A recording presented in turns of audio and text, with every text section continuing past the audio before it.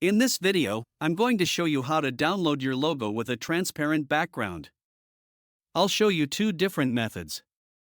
One is using Canva Pro, and the second is a completely free method that anyone can use. So let's get started. First, open your design in Canva. Now go to the top right corner and click on Share, then select Download. Make sure the file type is set to PNG.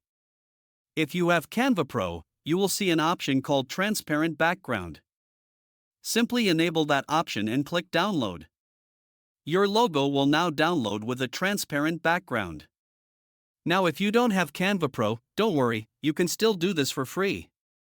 Just go back to the download settings, keep the file type as PNG, but leave transparent background unchecked. Click Download. Now open a new tab and search for Remove Background Photo.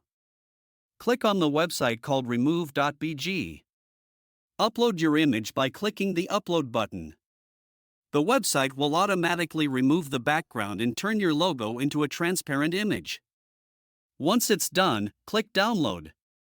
If you open the file, you'll see your logo now has a fully transparent background. And that's it, it's that simple. Thanks for watching, and I'll see you in the next video.